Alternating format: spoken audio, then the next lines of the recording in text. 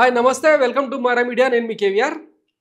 ఆంధ్రప్రదేశ్ ముఖ్యమంత్రి చంద్రబాబు గారు మామూలు కష్టంగా పడట్లేదు రాష్ట్రాన్ని ఒడ్డున చేర్చేందుకు ఎందుకంటే జగన్మోహన్ రెడ్డి పాలనలో రాష్ట్రం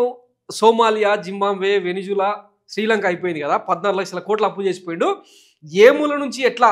తీసుకొచ్చి ఆంధ్రప్రదేశ్ ఒడ్డున పడేయాలో ఆయనకు తెలియట్లేదు సో అందులో భాగంగా సంపద సృష్టిలో భాగంగా ఇప్పుడు కార్పొరేట్ ఫండ్స్ మీద ఆయన కన్నేసినట్టు ఒక వార్త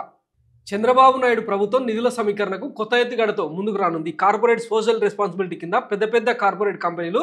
సేవా కార్యక్రమాలకు వెచ్చిస్తూ ఉండే నిధులను అడ్డదారిలో ప్రభుత్వ పనులకు దక్కించుకోవాలని వ్యూహరచన చేస్తోంది కొత్త సంవత్సరం ఆరంభం నాడు చంద్రబాబు ప్రభుత్వం ఆర్థిక ప్రణాళికలతో చేసిన కొత్త ఆలోచనలు ఇదొకటి చంద్రబాబు అధికారులతో భేటీ అయిన సందర్భంగా ఒక అధికారి ఇలాంటి సూచన చేశారు పెద్ద సంస్థలు సిఎస్ఆర్ కింద వెచ్చిచ్చే నిధులు ఒకే గొడుగు కిందకి తెస్తే మంచి ఫలితాలను రాబట్టొచ్చని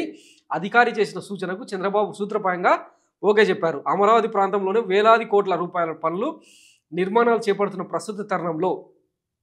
చంద్రబాబు సర్కారు కార్పొరేట్ కంపెనీల నుంచి 100 కోట్ల రూపాయలు దండుకుని అమరావతికి అగ్నిహోత్రంలోనే సమర్పించుకోవాలని భావిస్తున్నట్టుగా ప్రజలు వ్యాఖ్యానిస్తున్నారు ఇలా సిఎస్ఆర్ నిధుల మీద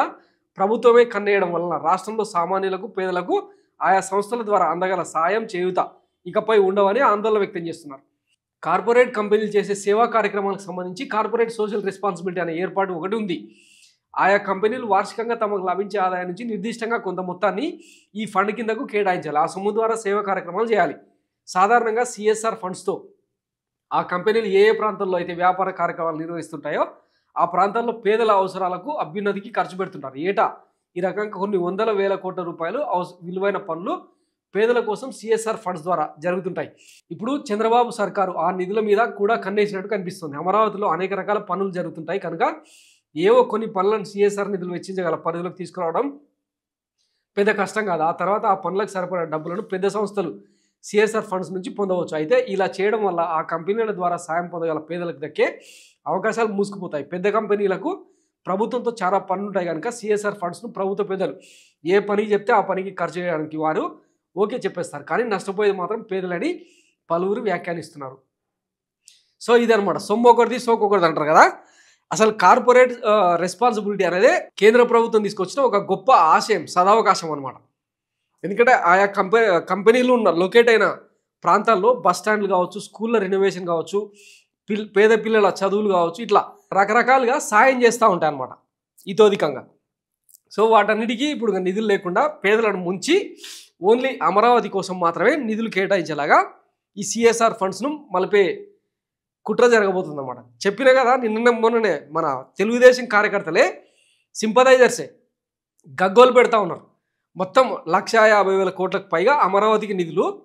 తర్వాత 80,000 90,000 కోట్ల రూపాయలతో ఆ పెన్నా గోదావరిని కలిపే నదుల అనుసంధానం జలహారతి పేరుతో చేస్తున్న ఆ దోపిడీ ఏదైతే ఉందో ఈ రెండింటి వలన ఆంధ్రప్రదేశ్ ఫ్యూచర్ లేకుండా పోతుందని చెప్పి స్వయంగా టీడీపీ కార్యకర్తలే వ్యాఖ్యానిస్తుండడం చూసినాం కదా సో ఆంధ్రప్రదేశ్ ఇంకా దివాలా తీయడానికి ఎక్కువ రోజులు టైం లేదనమాట ఇక పేదలకు దక్కే ఈ కార్పొరేట్ సెక్యూరిటీ కూడా దక్కకుండా పోయే ప్రమాదం ఉందన్నమాట సో బాబు గారి విజన్ అనే పాలన సంపద సృష్టిలో ఇది ఒక భాగం అనమాట ఇప్పటిదాకా చూసినాం కదా మందు ఇసుక వీటన్నిటి మీద డబ్బులు ఎవరికి పోతా ఉన్నాయి ఎంఆర్పి మీద అదనంగా అమ్ముతూ వీళ్ళు కొల్లగొట్టే ప్రయత్నం చేస్తూ ఉంటే ప్రభుత్వానికి మిగులుతుంది డొల్లా ఇదే ప్రయత్నం వైఎస్ జగన్మోహన్ రెడ్డి డైరెక్ట్గా ప్రభుత్వ ఖజానాకి డబ్బులు వచ్చేలాగా చేస్తున్నాం దాన్ని దిక్కుమాల పాలన అని చెప్పి సైకో పాలన అని చెప్పి ముద్రేసినాం ఇప్పుడు అనుభవించాల్సింది థ్యాంక్స్ ఫర్ వాచింగ్ మరో మీడియా నేను మీ కేవీఆర్ థ్యాంక్ యూ